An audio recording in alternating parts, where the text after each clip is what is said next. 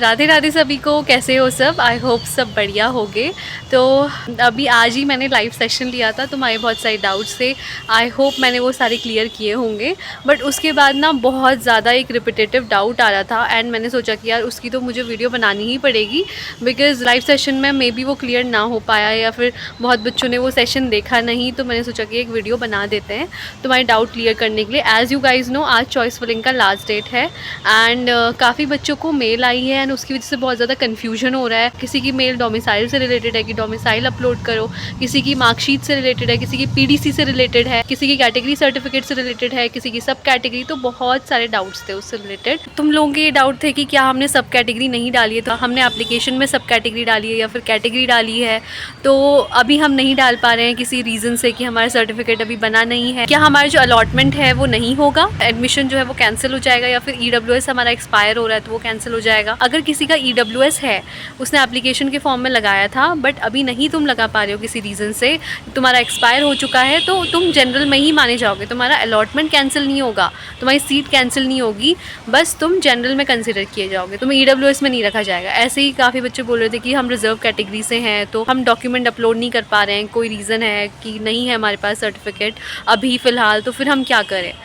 तो देखो, उसके लिए भी कैंसिल नहीं होगा। तो मैं वही कह रही हूँ कि जिसका भी सर्टिफिकेट नहीं है कैटेगरी का या फिर किसी भी सब कैटेगरी का, तो तुम्हें जनरल कैटेगरी में रखा जाए। और काफ़ी बच्चे बोल रहे थे कि हमारे पास वेटेज सर्टिफिकेट नहीं है फ़िलहाल के लिए, तो फिर क्या होगा। हमने वेटेज सर्टिफिकेट एप्लीकेशन टाइम पे लगाया था, तो फिर जो तुम्हारी रैंक आई थी वो वेटेज के हिसाब से आई थी, तो उसमें 2% का इंक्रीज़ था तुम्हारी वेटेज सर्टिफिकेट की वजह से।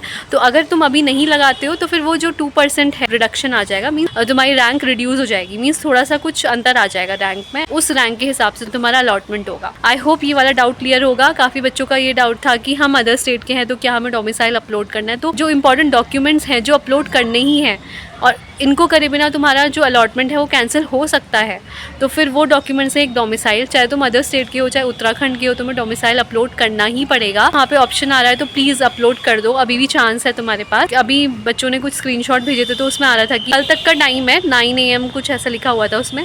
तो अगर डोमिसाइल तुम्हारे पास है तो तुम अपलोड कर दो, चाहे अदर स्टेट हो चाहे उत्तराखंड हो। पीजी वाले बच्चों को ये डाउट था कि पीडीसी नहीं है तो अब क्या करें। मेल आ रहे हैं सभी को, जो भी बहुत अच्छे से वो चेक कर रहे हैं, सारे डॉक्यूमेंट्स को वो चेक कर रहे हैं एंड जो भी डॉक्यूमेंट नहीं है वो तुरंत मेल भेज रहे हैं। इसका मतलब पीडीसी इज़ वेरी इंपॉर्टेंट। अगर तुम्हारे पास पीडीसी नहीं है तो तुम्हारा इस बार अलॉटमेंट नहीं किया जाएगा। तो प्लीज़ अगर अभी पीडीसी नहीं है तो सेकेंड राउंड के लिए अभी से पीडीसी मांगने चले जाओ। बार बार चक्कर लगाओ, जो बंद पड़ रहा है वो तुम करो, बिकॉज़ वो करना पड़ता है और ये दिक्कतें आती हैं, ही सबके साथ आती हैं। ठीक है, तो तुम यूजी जहाँ से तुमने किया है वहाँ जाओ और वहाँ से अपना पीडीसी बनवा के लाओ भाई, क्योंकि फिर सेकेंड राउंड में भी पार्ट नहीं ले पाओगे ऐसे तो। ठीक है, ये मुझे बताना था तुम लोगों को। और क्या करेक्शन विंडो खुलती है चॉइस फिलिंग में, तो चॉइस फिलिंग में करेक्शन विंडो नहीं खुलती है, बस वो मेल भेज रहे हैं उसी के अकॉर्डिंग तुम्हारी जो डॉक्यूमेंट्स हैं अगर तुम्हें वो री अपलोड करने को बोलते हैं तो वो तुम री अपलोड कर सकते हो। बाकी तुम चॉइस फिलिंग में कोई चेंजेस नहीं कर सकते हो। ठीक है। बाकी एक बच्चे का डाउट था कि हम पिछली बार तक तो मेडिकल सर्टिफिकेट लगाने का ऑप्शन आता था, इस बार नहीं आ रहा है। तो जितने डॉक्यूमेंट्स अपलोड करने के लिए बोला है ना, बस उतने ही करो।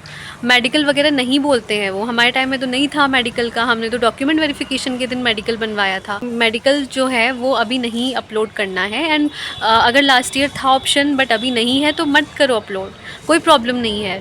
डॉक्यूमेंट वेरिफिकेशन के टाइम पे तुम्हें मेडिकल चाहिए होता है। अगर हम कंक्लूड करें तो सिंपल सी बात है, पीडीसी तुम्हारी इंपॉर्टेंट है मास्टर्स वालों के लिए, अगर नहीं है तो फिर अलॉटमेंट नहीं होगा।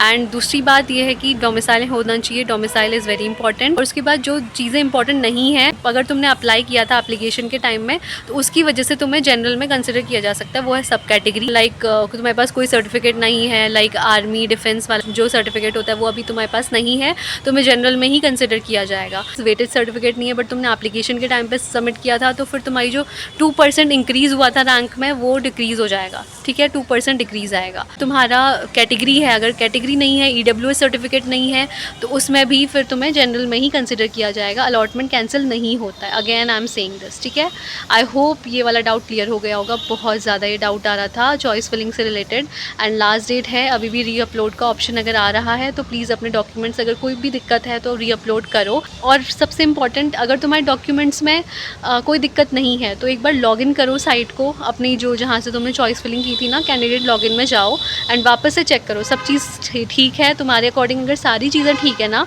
तो वो बढ़िया है, और अगर कोई चीज़ दिक्कत कर रही है, मीन्स कोई चीज़ रीअपलोड करने के लिए बोली है तो वो रीअपलोड करो। सही है सारी चीज़ें, फिर भी ईमेल आ रहा है तो उसको बॉट समझो। मीन्स क्या पता उन्होंने सभी को वो मेल भेजा हो तो तुमको भी भेज दिया हो, क्या पता तुम्हारी चॉइस फिलिंग या फिर डॉक्यूमेंट में कोई प्रॉब्लम ना हो, बट वो सबको भेज देते, तो वो ऐसा भी होता है। मेल्स ऐसे होते हैं जो सभी को चले जाते हैं। तो अगर सारी चीज़ें सही हैं तुम्हारी तो कोई प्रॉब्लम नहीं है। लाइक रूरल सर्टिफिकेट का बहुत ज़्यादा डाउट आ रहा था, तो रूरल सर्टिफिकेट अगर तुम्हारे पास नहीं है बट अब तुमने रूरल भरा है तो फिर प्रॉब्लम आ सकती है। तो तुम एक बार अपना एप्लीकेशन फॉर्म, अपना एडमिट कार्ड वगैरह सब चेक करो पुराना, कि तुमने वहाँ पे क्या भरा है, रूरल सर्टिफिकेट तो नहीं भरा है। अगर रूरल सर्टिफिकेट है तो ठीक है, नहीं है तो कोई बात नहीं। अब तुम सेकंड काउंसलिंग में भरना उसे, ठीक है, सेकंड काउंसलिंग में अप्लाई करना उसके लिए। अब तुम कुछ नहीं कर सकते हो बिकॉज आज लास्ट डेट है। जिसने अभी भी चॉइस फिलिंग नहीं की है प्लीज़ आराम से चॉइस फिलिंग करो। पूरा देख के मैंने इतनी बार बताया फिर भी तुम लोग गलती करते हो। बाकी कुछ बच्चे पूछ रहे थे कि सेकंड काउंसलिंग कब होगी पंतनगर की। तो देखो सेकंड काउंसलिंग जो होती है वो जब फर्स्ट काउंसलिंग पूरी ओवर हो जाती है, लाइक सीट अलॉटमेंट हो चुका है, तुम्हारा डॉक्यूमेंट वेरिफिकेशन हो गया है, सब कुछ हो चुका है A to Z, उसके बाद सेकंड काउंसलिंग का नोटिफिकेशन आता है। बिल्कुल सेम वही प्रोसीजर होता है। सेकंड काउंसलिंग का नोटिफिकेशन आएगा, 3 से 4 दिन बाद चॉइस फिलिंग की जाएगी। चॉइस फिलिंग में 5-6 दिन दिए जाएंगे एंड देन फिर सीट अलॉटमेंट होगा। तो सेम प्रोसीजर वही रहता है जैसे तुमने फर्स्ट काउंसलिंग में किया है।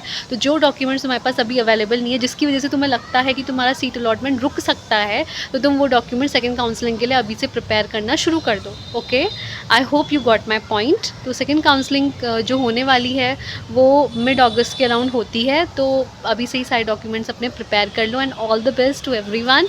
अब हम मिलते हैं नेक्स्ट वीडियो पे। आई होप ये वीडियो अच्छा लगा होगा तुम्हें। अगर हेल्पफुल लगा हो तो प्लीज़ सभी को कर देना शेयर इसको, एंड प्लीज़ लाइक करते जाना, सब्सक्राइब करते जाना चैनल को। एंड या मिलते हैं नेक्स्ट वीडियो पे। बाय।